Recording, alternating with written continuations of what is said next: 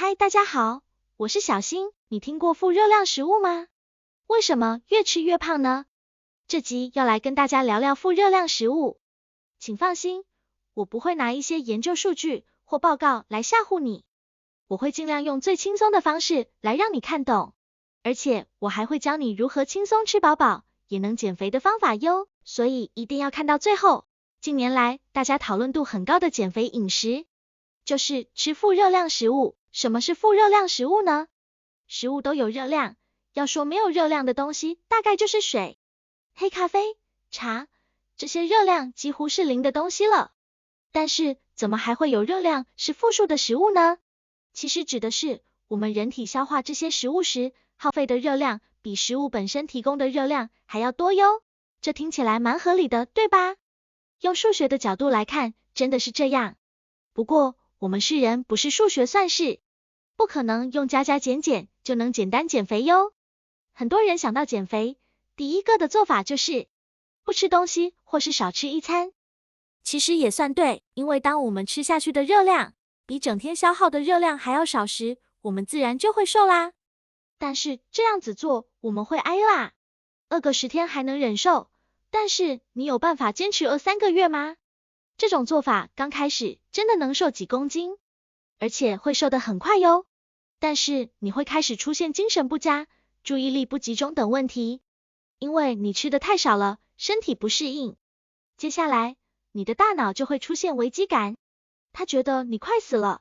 这时候，大脑就会启动生存模式，自动的降低你的能量消耗，而且将你吃进去的所有食物养分都尽量全部储存起来。你会觉得我已经吃的那么少了，为什么刚开始有效，现在却减不下去了，就是这个原因哟。最可怕的是，当你放弃挨饿，开始恢复食量的时候，身体又因为已经调整到生存模式了，一时之间转换不过来，体重很快就恢复回来。有些人甚至比原本不减肥时还胖，怎么办？减比不减还惨啊！回到主题，负热量食物到底能不能吃？有哪些是负热量食物呢？芹菜、花椰菜、苹果、菠菜、番茄、鸡蛋等等，都是属于负热量食物。负热量食物当然可以吃，但是不能都只吃这类食物，因为这样你的身体又会开始启动生存模式哟。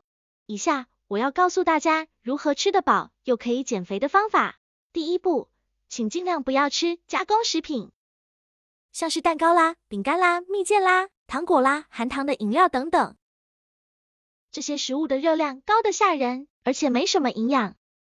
第二步，请尽量吃原型食物，就是那些放上餐桌时还看得出食物原本长相的食物，像是蔬菜啦、肉类啦、鱼虾类啦、蛋类啦、瓜果类、水果等等，通通都可以吃。但是请注意，是原型食物哦。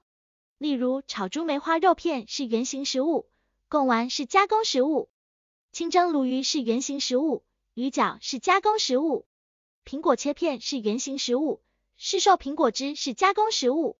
有些人可能会问，白饭可以吃吗？当然可以，那到底要怎么吃呢？比例是多少？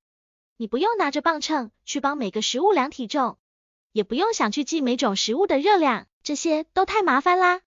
我教你一个简单的方法，先将你一餐能吃饱的食量想象成是一个餐盘，然后从中间画一条线分成2半，其中 50% 就是放蔬菜水果类的地方，再把剩下的 50% 分成2半，一边是肉类鱼类蛋类的地方，另一边是放米饭面食类。